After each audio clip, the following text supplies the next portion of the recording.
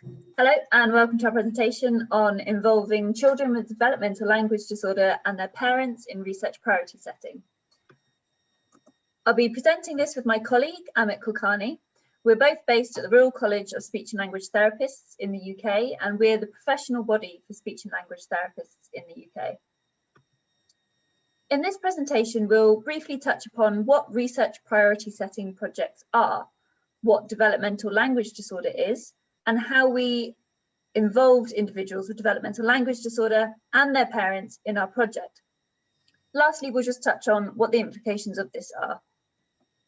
The work described here speaks to 3 of the United Nations Sustainable Development Goals. I'll now pass over to Amit to introduce the project. Thank you. So, the background to the project comes from one of our strategic objectives, where we are really focused on supporting speech therapists across the UK to deliver quality services. And of course, that's something that service users and their families and carers want. Unfortunately, there are still, as we know, lots of gaps in the evidence base about what works. And so what we wanted was to co-produce research priorities in this clinical area in order to enable us to influence with researchers and research funders what future research gets to happen. So really the aim for this project, as it says here, was to encourage new research that matters to those whose lives it will impact the most. And so of course here we're talking about individuals with DLD and their parents and carers. So what exactly is DLD? Well, DLD stands for developmental language disorder. This is a lifelong disorder that results in significant functional difficulties with understanding and or using language. It's multifactorial in origin, so that means there's no kind of single known cause for this, but there are a variety of factors that we believe are in play. And just to give you a sense of the prevalence of DLD, there's emerging evidence from labs across the world that approximately 7 to 10% of children have significant difficulties with their language, so have developmental language disorder. So this equates really to about 2 children in an average classroom. So as you can see, that's a fairly high prevalence. The impact of DLD is very different for every individual, but it can include difficulties following instructions, difficulties forming sentences, difficulties communicating with friends on the playground.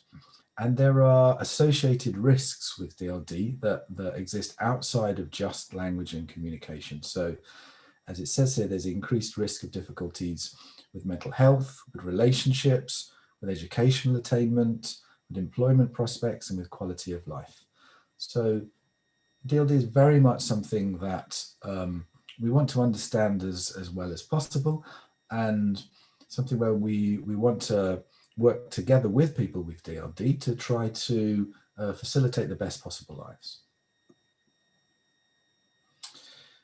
What happens in terms of speech therapy and DLD is that speech therapists work together with individuals with DLD to try to maximize their communication skills, and speech therapists across the world really take an evidence-based approach to practice. So the work that they do is grounded in research evidence, as well as the preferences of the people that they're working with, and all of this seen through the lens of their clinical expertise. And as I said there, the research evidence is one component of this, and evidence in this clinical area is emerging, but lots of gaps remain. So one way that has been identified to tackle this issue, where there are lots of questions that need answering, are research priority setting exercises. So rather than research agendas being set simply by researchers, research priority setting partnerships bring together all of those stakeholders within a clinical area to decide together what are the areas that we most urgently need research in. And of course, in this area, this means not only researchers, but also people with DLD, whether it be children and young people or adults, also their parents and carers, and speech and language therapists and other professionals working in this area. One issue that we encountered is that the methodology used in priority setting partnerships includes a range of cognitive and communication tasks that are quite complex. It might be participating in a steering group. It might be detailed interviews or focus groups. So we recognize that adaptations needed to be made in order for us to facilitate meaningful involvement of individuals with DLD in our priority setting activity. And one key element here was that there isn't one single person with DLD. Just as in any other sphere of life, each person with DLD will have their own unique combination of communication strengths and needs. And so we wanted to develop a methodology that was responsive to that. So I'm going to talk briefly through sort of approach that we developed to kind of try to mitigate some of these issues and challenges that Amit's outlined. So everything really that we did could be broken into these 4 key steps. So the first part was the development of a programme of activities that aim to facilitate the child's and parents' understanding of some of these really important concepts. So the concept of research, or even understanding what developmental language disorder is, what it means for them, the concept of prioritization, and so on and so on.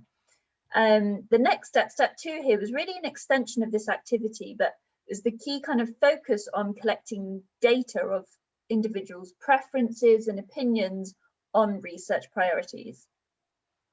The final 2 stages that are here, I'll describe a little bit more later on, but these are essentially describing the ways in which the data collected from these individuals was then used and applied throughout the rest of the project.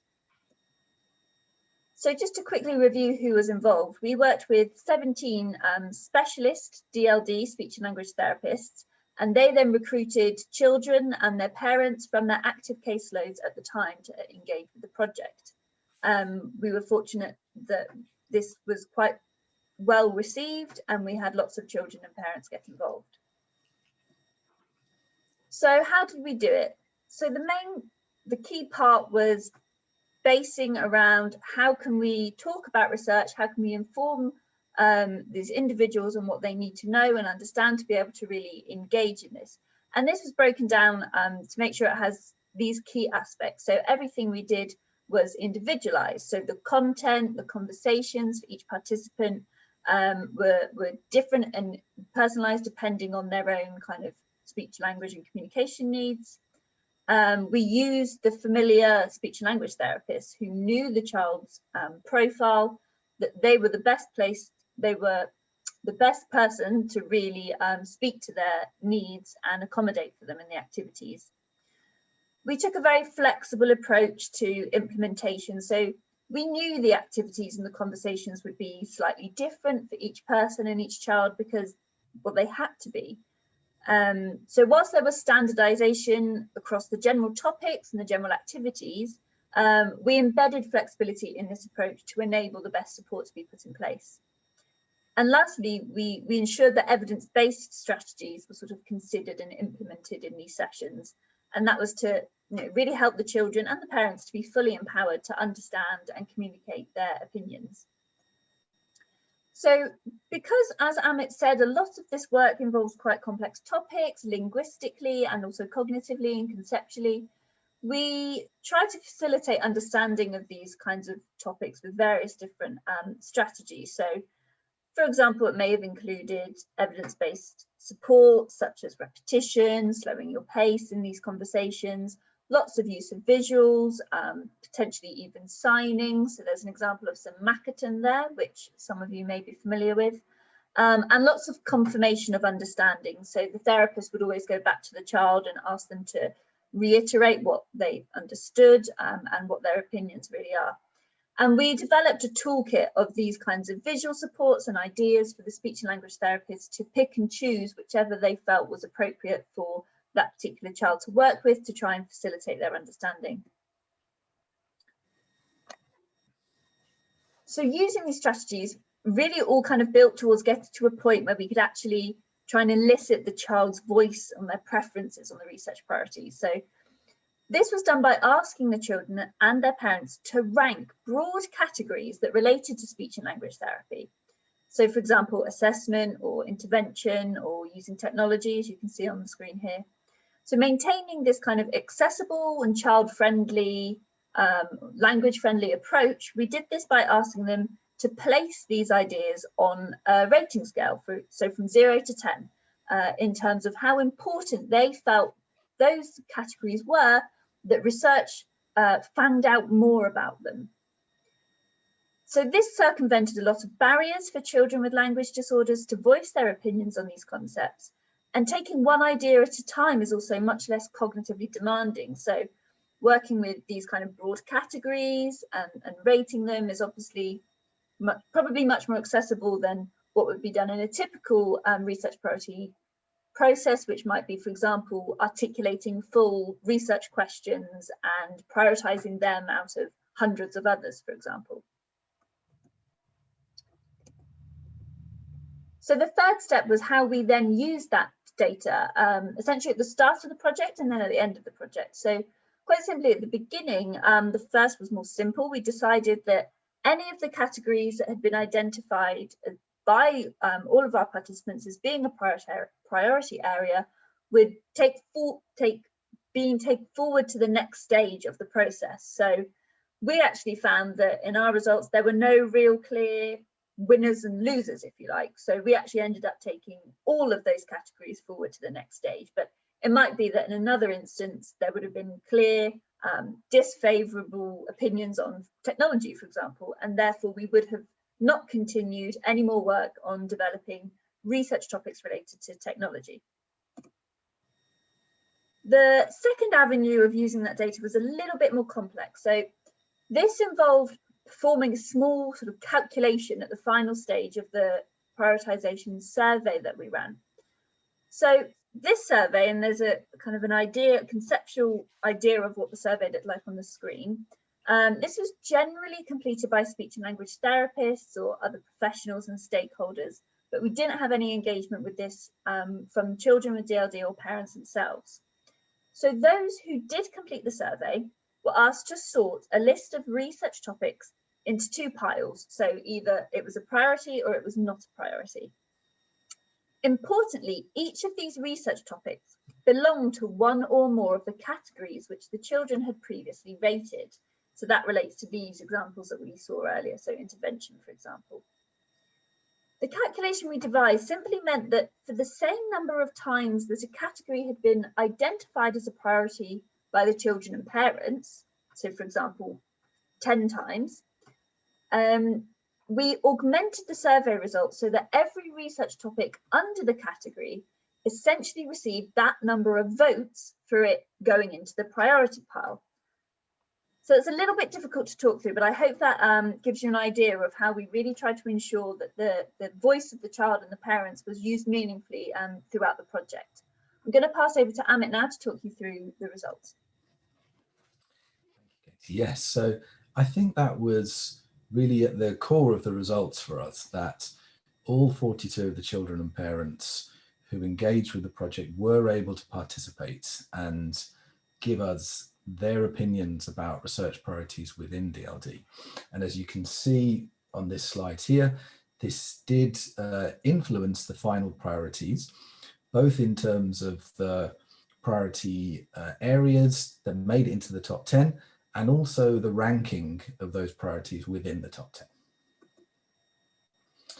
So I think overall, we feel that research priority setting is a complex process, and that by using this adapted version of a standard research priority setting methodology, this allowed us to involve children with DLD and their parents in our priority setting activity in a meaningful way. And I think that's at the core of any good research priority setting, is it enabled us to produce a set of top 10 research priorities that genuinely had involvement from all stakeholder groups, and of course, most importantly, from children and young people with DLD and their parents and carers. There were limitations to the methodology that we used. For example, we didn't pay participants in our project for their time, and we recognize that this doesn't align with best practice in this area. And we feel as though there are future implications for this project. Of course, it's not just within DLD that there exist people with communication difficulties. So I feel as though there is room to test this methodology elsewhere with other client groups. And as well, just to say, really the next stages for us are another core part of the process. We want to use these research priorities to influence researchers and to influence research funding bodies to try to facilitate research in these priority areas that have been identified, and hopefully to work towards child-centered and evidence-based care that can promote the best possible outcomes for everyone with DLD. So thank you so much for listening to our talk about our project. Please do get in touch if you have any questions about any of it, and I look forward to hearing from you soon. Thank you.